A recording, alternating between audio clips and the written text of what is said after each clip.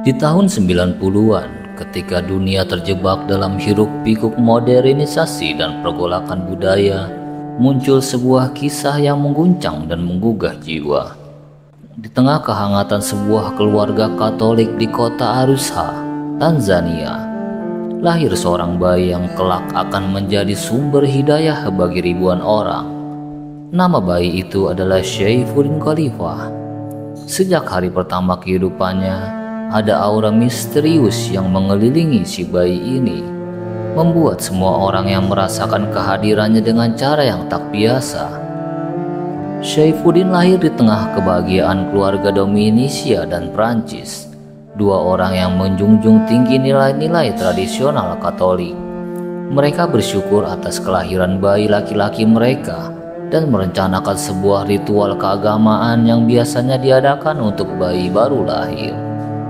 Namun, tidak ada yang bisa memprediksi bahwa kehidupan mereka akan berubah drastis dalam waktu yang singkat.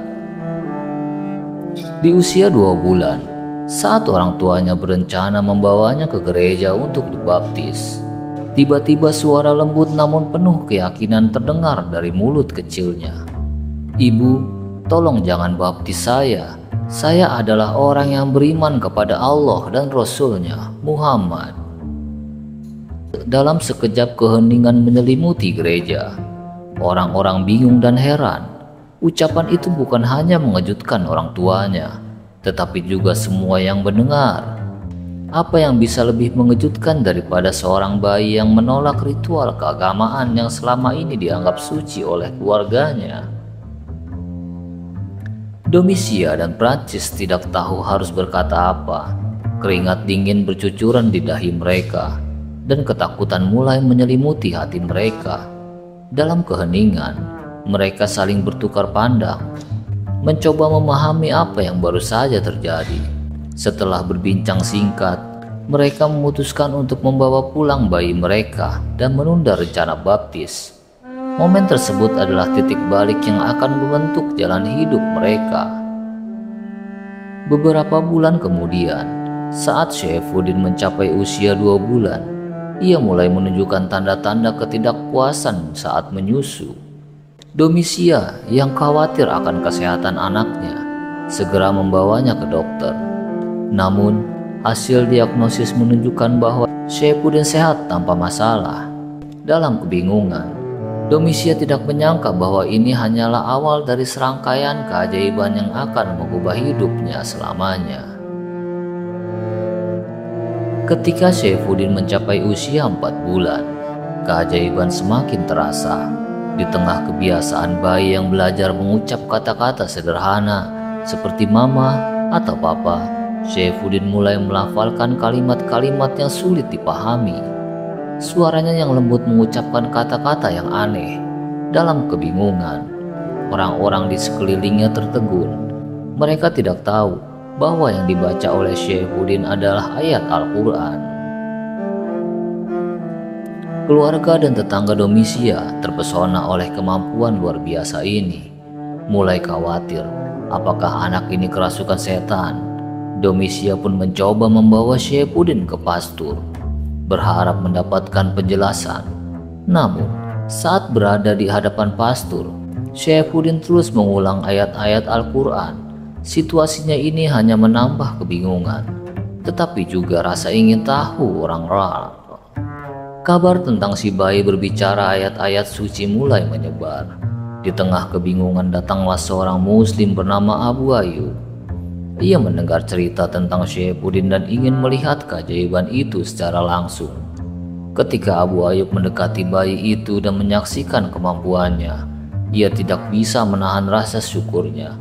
Dengan penuh kerendahan hati, ia bersujud di dekat Syaifudin dan berkata kepada Domitia dan Prancis, "Anak kalian tidak kerasukan setan.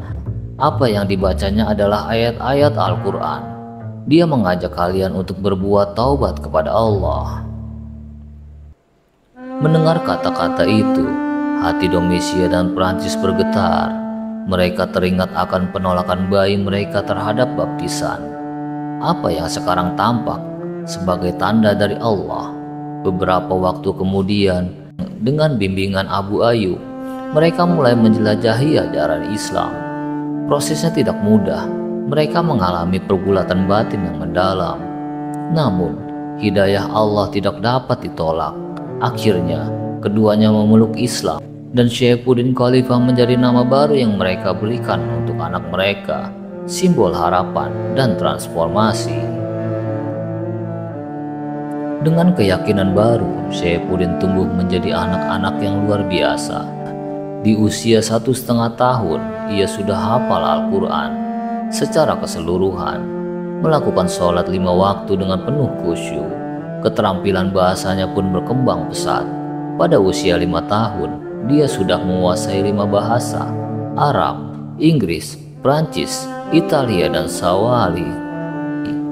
Keajaiban ini menandakan kekuatan tak terbatas dari Allah yang mampu memberikan ilmu kepada hamba-hambanya tanpa batas. Dari sinilah perjalanan dakwah Syaifuddin dimulai. Dalam usia yang masih sangat muda, ia sudah melakukan safari dakwah ke berbagai penjuru Tanzania. Ia mengunjungi desa-desa terpencil, mengajarkan nilai-nilai Islam dan menolong orang-orang untuk mengenal Tuhan mereka. Tidak ada batasan bagi si bocah ajaib ini. Kehadirannya membawa harapan dan perubahan. Kisah Syaifuddin mencapai puncaknya pada tahun 1998 ketika ia diundang untuk berbicara di Kenya. Ribuan orang berkumpul, bukan hanya umat muslim, tetapi juga banyak orang Kristen yang penasaran ingin melihat bocah yang disebut-sebut sebagai keajaiban dari Afrika. Di tengah keramaian, wajah ceria Syaifuddin muncul menyapa semua orang dengan penuh kasih. Setelah mengucapkan salam, ia mulai memberikan ceramahnya. Assalamualaikum, sapanya membuka suasana. Setiap kata yang diucapkan diambil dengan penuh perhatian. Dengan bahasa Arab yang fasih, Syaifuddin menjelaskan esensi Islam dengan cara yang menawan. Ia membahas tentang cinta, toleransi, dan hubungan antara manusia dengan Tuhan. Semua yang mendengarnya terhipnotis, terpesona oleh kebijaksanaan dan kematangan jiwanya. Ketika ceramah selesai, Syaifuddin menerima banyak pertanyaan dari para hadirin. Ratusan orang Kristen yang hadir tak hanya mendengarkan, tetapi juga merasa tergerak untuk bertanya. Syaifuddin menjawab setiap pertanyaan dengan penuh kesabaran, menggunakan ayat-ayat Al-Quran dan juga kutipan dari kitab suci agama lain, menjadikannya sebagai jembatan antara dua kepercayaan. Saat Syaifuddin memimpin ratusan orang dalam mengucapkan syahadat, suasana menjadi sangat emosional. Mereka merasakan kelegaan dan kebahagiaan yang luar biasa, seolah beban yang selama ini mereka pikul telah terangkat. Air mata mengalir di pipi mereka, menandakan sebuah perjalanan baru yang dimulai. Takbir menggema di udara, menggantikan ketegangan dengan rasa syukur yang mendalam. Dalam momen itu, Syaifuddin bukan hanya seorang anak, tetapi menjadi simbol harapan dan cinta yang menyatukan banyak hati orang-orang. Kisah Syaifuddin Khalifah adalah sebuah pengingat bahwa tidak ada yang mustahil bagi Allah. Ia bukan hanya bocah yang berbicara dengan luar biasa, tetapi juga menjadi pendorong bagi ribuan orang untuk menemukan jalan menuju kebenaran. Dengan setiap langkah yang diambil, Syaifuddin terus menuliskan legasi abadi, menginspirasi banyak jiwa untuk menemukan jalan menuju kebenaran. Bukan hanya seorang bocah, Syaifuddin Khalifah adalah simbol harapan, sebuah harapan bahwa cinta dan kasih sayang Tuhan akan selalu mengarungi setiap hati yang terbuka. Keberhasilan dakwahnya telah mengubah banyak kehidupan, dan hingga kini banyak orang yang terinspirasi oleh kisahnya. Para ulama dan habib sangat mendukung perjalanan dakwah Syaifuddin. Sosok-sosok terkemuka dalam dunia Islam seperti Al-Habib Ali Al-Zukri tidak segan untuk meluangkan waktu bertemu dengan anak yang kini tumbuh menjadi remaja luar biasa ini, mengakui bahwa hidayah datang dalam berbagai bentuk. Kisah Syaifuddin Khalifah adalah sebuah drama keimanan, sebuah tanda dari Tuhan bahwa hidayah bisa datang dari arah yang tak terduga, mengubah hati dan hidup banyak orang Ini adalah sebuah perjalanan yang penuh dengan liku-liku, namun pada akhirnya keajaiban iman membawa banyak orang ke jalan yang benar. Allahumma salam bisawab.